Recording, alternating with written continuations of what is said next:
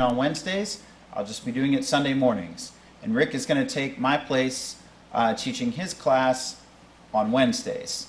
So the reason for that is just we have a lot of different travel with vacations and work coming up, and this just seemed like the easiest way for us to cover those things. So this morning that means that you don't need a book other than the Bible. So if you want to open up your Bibles, we're back in the book of Job. And this morning we will be starting in chapter 6. Job chapter 6.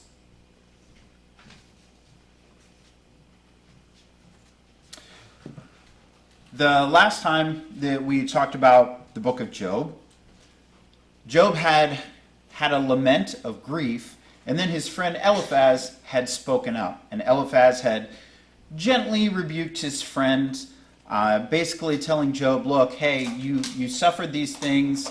I think that's because you must have done something wrong, because in my experience, the innocent, they just don't suffer like this. It's the guilty, those who have done something bad, that suffer this way.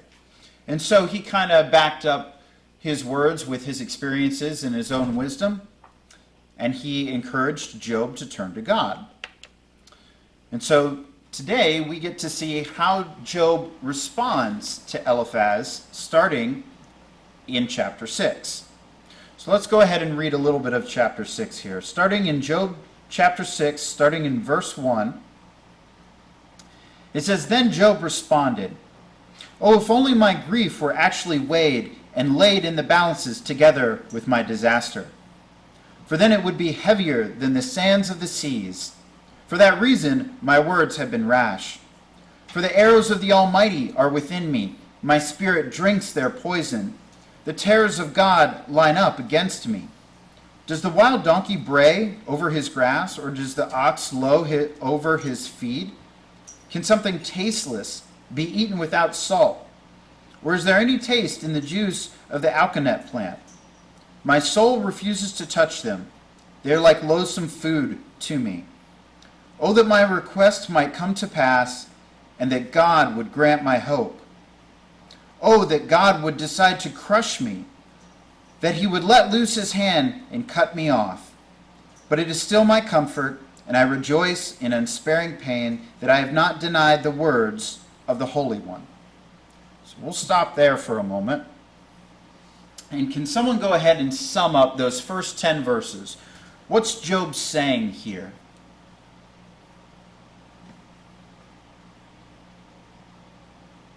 That he's quite tortured at that time. He's still an innocent person in God's eyes. Yeah. He has a lot of anguish, but he's still innocent. Yeah. Yeah. So, like Addie said, he starts off in the first couple of verses there, and he's explaining he's still in a lot of grief. He's still in a lot of suffering. He says that if you put his grief and laid it together against his disaster, it would be heavier than the sands of the seas. So he's poetically trying to explain just how much suffering and grief he feels, right? He goes on and he says, for this reason my words have been rash. So he's saying that, my speaking might seem like I'm just venting, right? I'm just saying whatever I feel like, but it's because of this grief that I have. And honestly, I don't think that Job's speaking has been rash. He sat in silence for a week. He probably thought about it quite a bit, But he goes on, and I think verse 4 is kind of interesting. I agree with Addie. He's saying, I have a lot of grief, but I'm still innocent. Verse 4 particularly seems a little odd sounding, doesn't it? It says, For the arrows of the Almighty are within me. My spirit drinks their poison. The terrors of God line up against me. Now, in your opinion, does that sound a little bit negative maybe towards God? What do you think about that? When I was saying it, I would sure it would be negative toward God. Maybe a little negative It sounding? would be a little negative because if you're going through all this pain and suffering, and God is your God, and he's allowing this, or he's doing it, he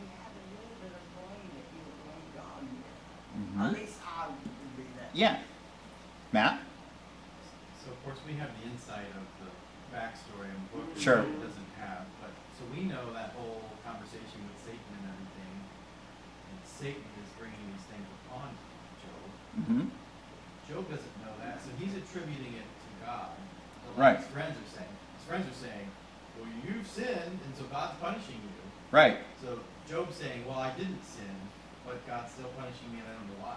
But that's Right. wrong too, because God isn't punishing him. Right. Now you could make the argument that this is all the result of God's doing, in the sense that God is permitting it to happen. Because God is permitting it to happen, right? He lifted his protection off of Job for the purpose here to allow Satan to attack Job, to prove this point. And so he does withdraw that protection. But it isn't God that is attacking Job right now. That is Satan. He's not the one that's doing that. He just simply lifted his protection. So Job is actually speaking in error in verse 4 here. And I think that this is one of the first times that we see Job misspeak in this whole thing. Now remember, these are humans, right? These are humans who don't have the insight that you and I do into what happened, and they're trying to make sense of it. As far as everybody knows, Job is a good and righteous man, and we know he is because the Bible told us so. And Job has no idea why he's enduring this.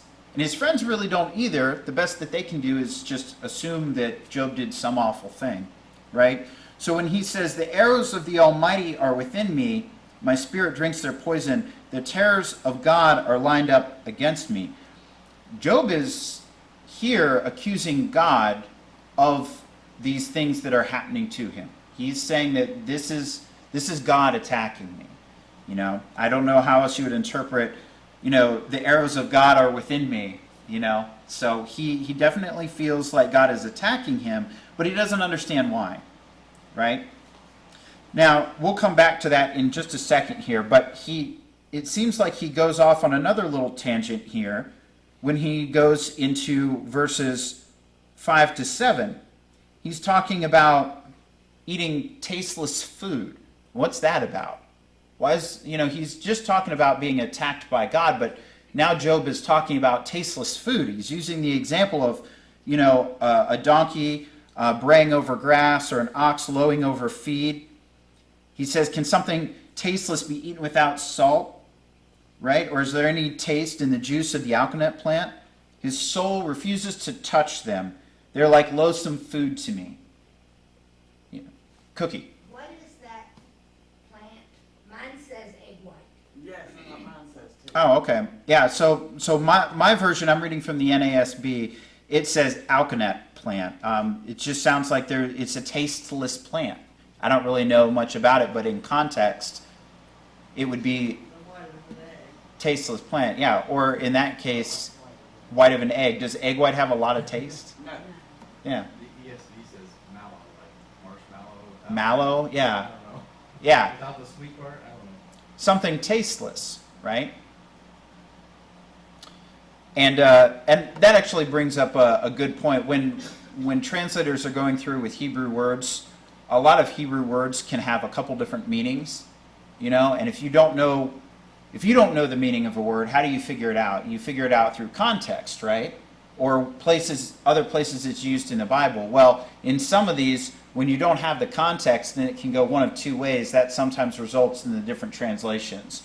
But the basis of this is that Job is saying whatever this thing is that you would eat is tasteless, right? So that's the key takeaway here, is that Job's talking about something that has no taste, right? And he uses some other examples there as well about having tasteless things. And he says, it's like loathsome food to me. So what is he talking about?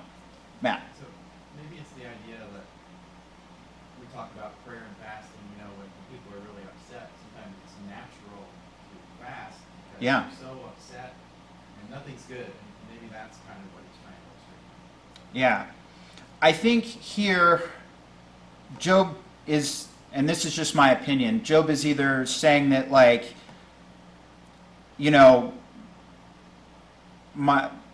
my soul has no desire for any of this, right? And I think he might be talking about the words that Eliphaz is giving to him. Eliphaz's advice. I think he's saying, like, it's got no sustenance to me. It's tasteless to me. My soul doesn't like what you're telling me, you know?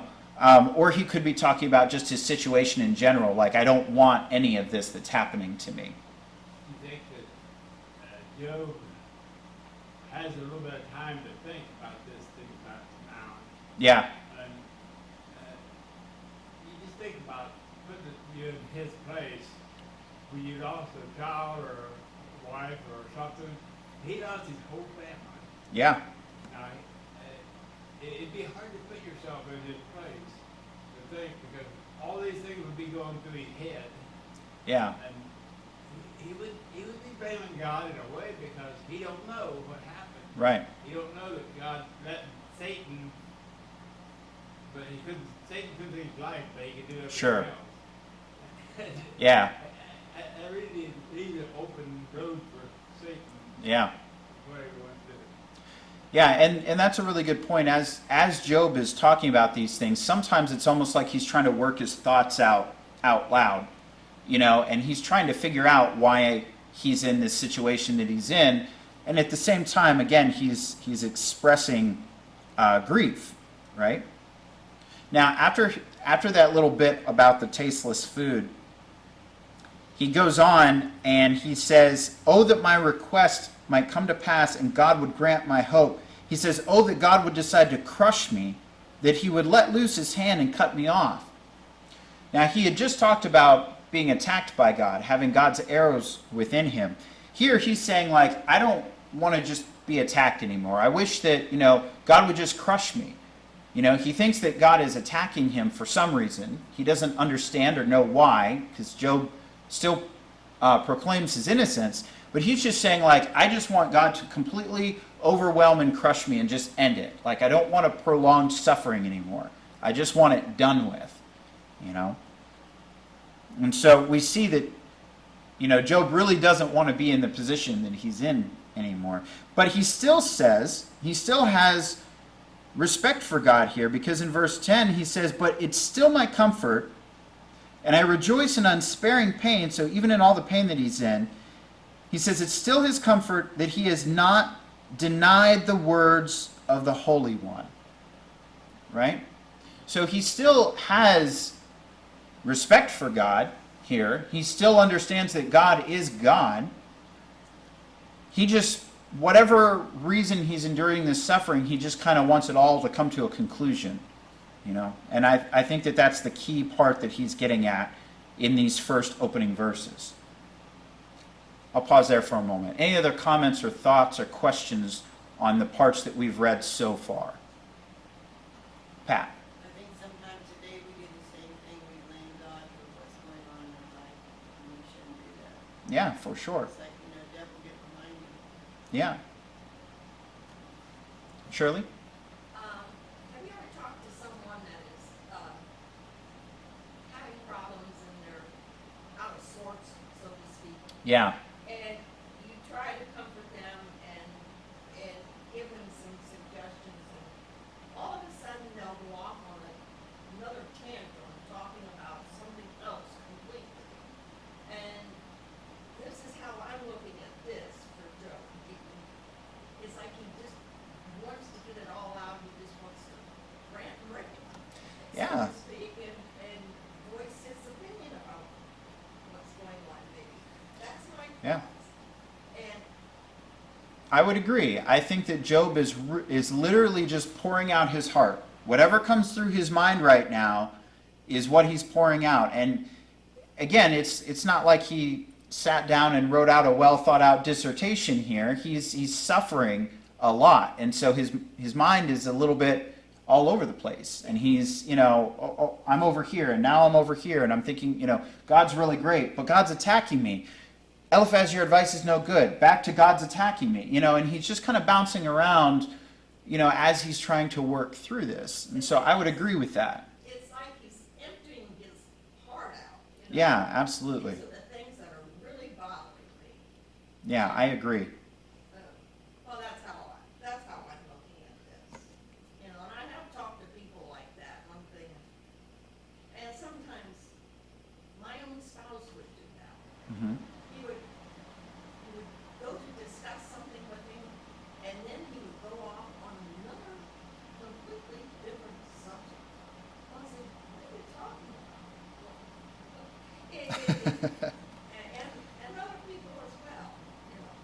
Yeah.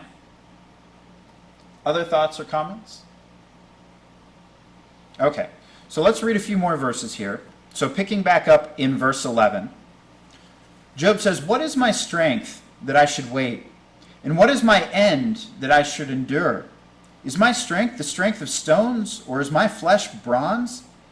Is it that my help is not within me, and that a good outcome is driven away from me? For the despairing man, there should be kindness from his friend, so that he does not abandon the fear of the Almighty. My brothers have acted deceitfully like a wadi, like the torrents of wadis which drain away, which are darkened because of ice, and into the snow melts. When they dry up, they vanish. When it is hot, they disappear from their place.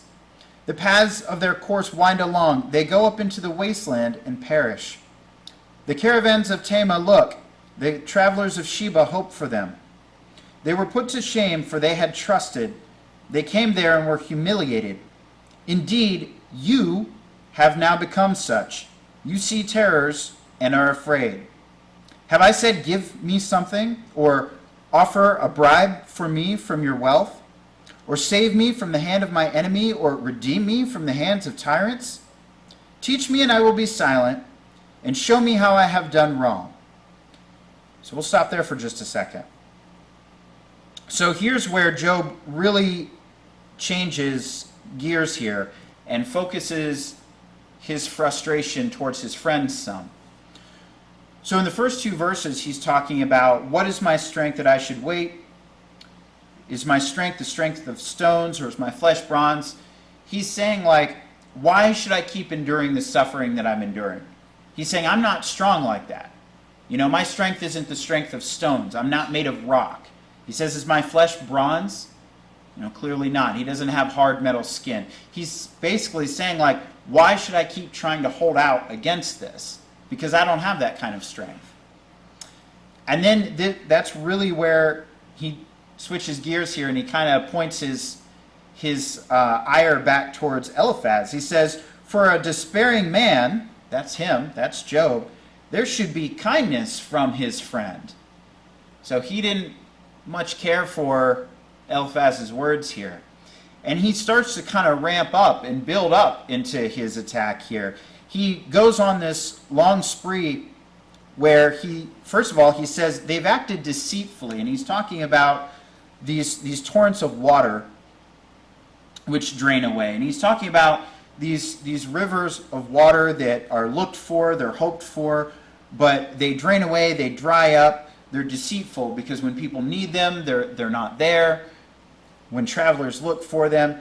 And he's basically comparing his friends to these torrents of water, that when they're needed, they're not there, they don't act the way you anticipate. And he keeps going, and he says at the very end of all of that, teach me and I will be silent, and show me how I have done wrong. So he kind of builds up in this metaphor, and at the end of it, he kind of concludes it by saying, you know, if I'm wrong, I want you to show me where I'm wrong. You know, you've accused me of doing something wrong to earn this punishment. But what did I do? If you know it, show it to me, right? Thoughts or comments there? Matt? Specifically, in 22 and 23, there's that idea of a bribe. You know, because that's a really bad transgression in that culture. Where you can Oh, yeah. But I haven't done that. Have I? Tell me when I've done that. You know, Right. So why am I being punished for not having done anything wrong? Yeah, I agree. Yeah, he keeps pointing out, like, you know, show me what I've done wrong if you're gonna say something else to me. He continues on. Let's just read to the end of the chapter here for the rest of this. He says, in verse 25, he says, how painful are honest words, but what does your argument prove? Do you intend to rebuke my words, when the words of one in despair belong to the wind? You would even cast lots for the orphans and barter over your friend. Now please look at me and see if I am lying to your face. Please turn away, let there be no injustice. Turn away, my righteousness is still in it. Is there injustice on my tongue? Does my palate not discern disasters? So building off of verse 24 where he says, teach me and I will be silent. Show me how I have done wrong. Someone sum up verse 25 to 30 for me. What is he saying?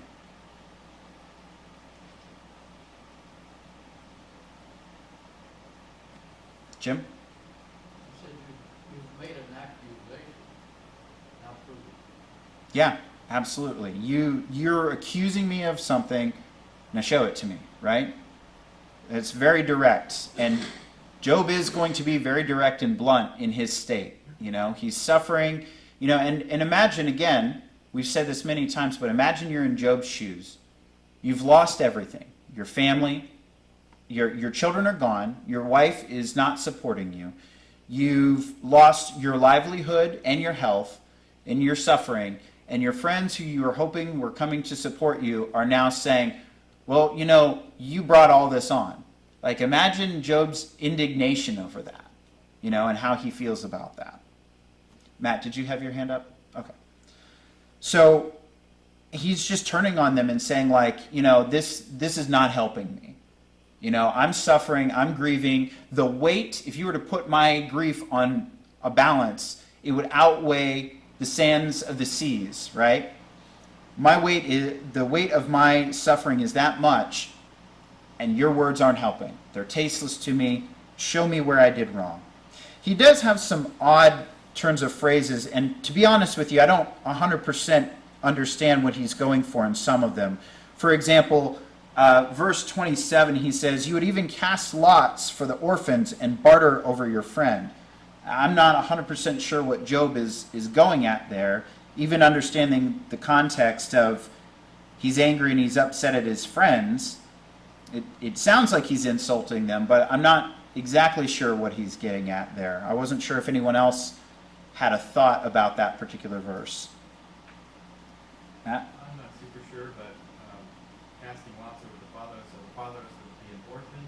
Right. So maybe we're just going to gamble away and sell this orphan because he's just gonna not Yeah. treat him right, Yeah, it was kind of hard to understand, or barter over your friend. None of this sounded complimentary. I know that much. So some things that I guess being so distant from their culture and not an expert on it, I'm not 100% sure on. But in general, the whole idea here is that Job is upset with his friends and he's not pleased with the way that they've been talking to him.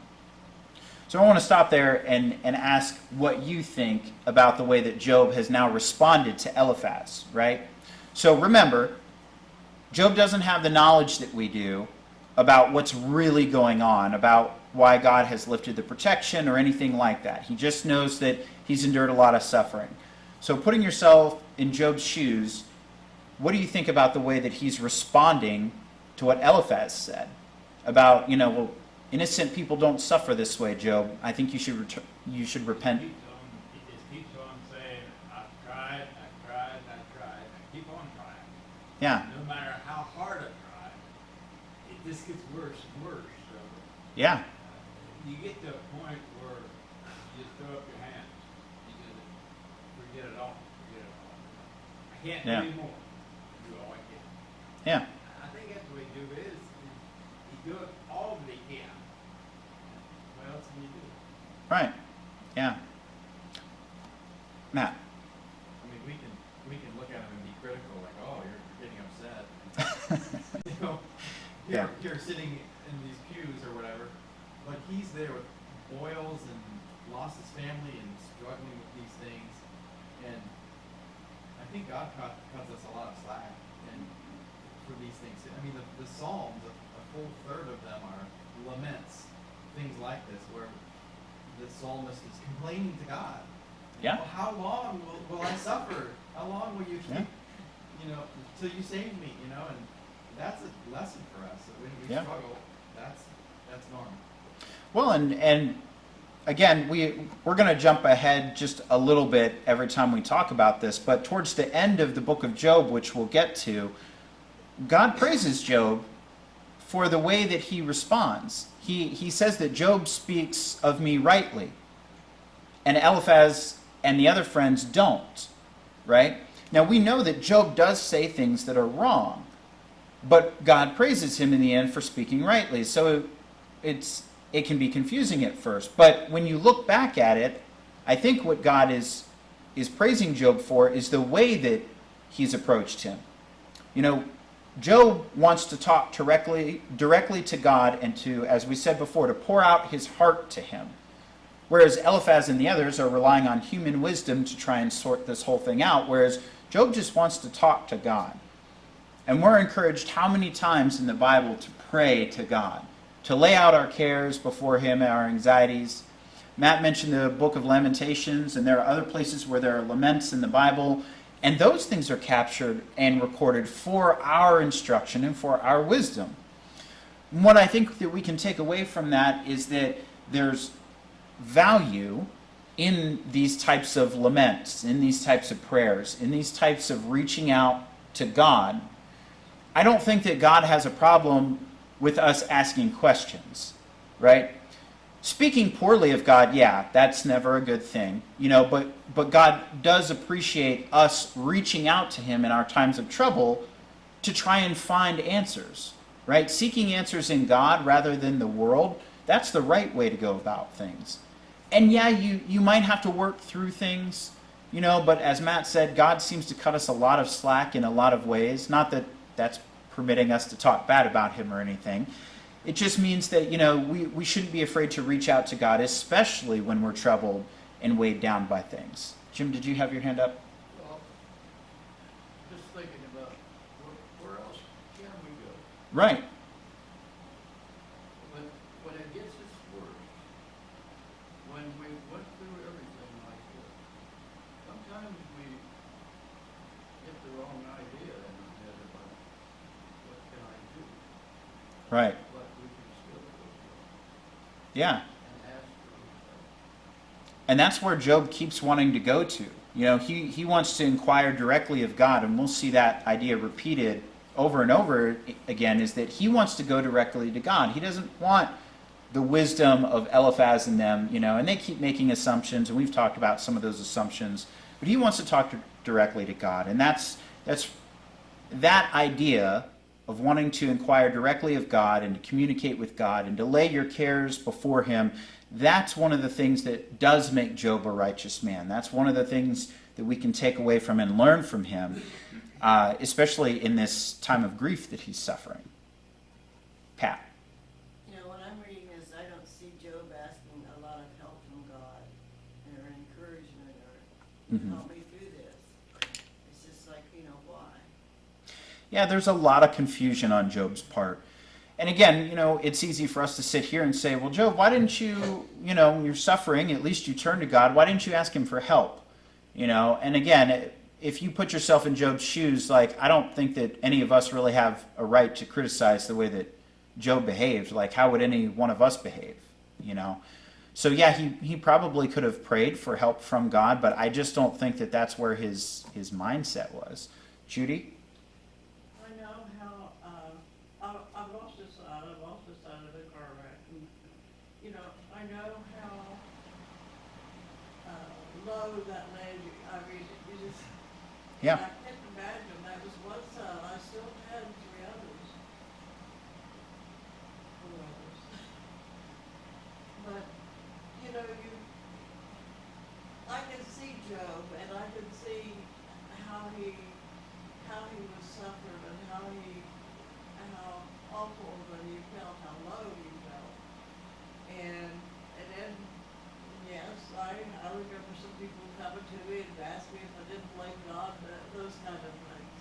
Yeah. And they weren't all that comforting.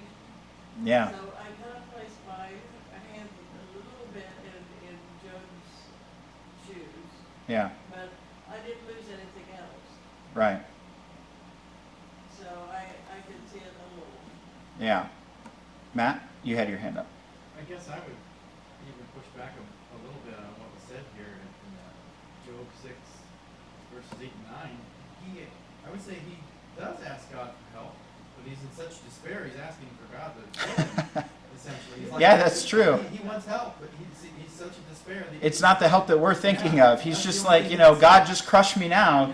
Just no more attacks, no more suffering, whatever comes my way. Because again, remember, he thinks that, Job too thinks that God is causing these things by what he said there about the arrows. But he's just saying, like, yep, let's just be done with all of it. Like, I've suffered a lot. Let the next blow be the end one, right? Let it just crush me completely, right? So kind of a low spot to end for a Sunday morning, unfortunately, probably. But we're going to pick back up in Job chapter 7 next Sunday morning. And we'll see what else Job has to say, because he's not done speaking yet. The next chapter as well is Job continuing on here. So we'll have Job chapter 7 where we hear from Job, and then Job chapter 8 will be the next friend who speaks. So appreciate all the participation this morning, and we'll talk about this next time.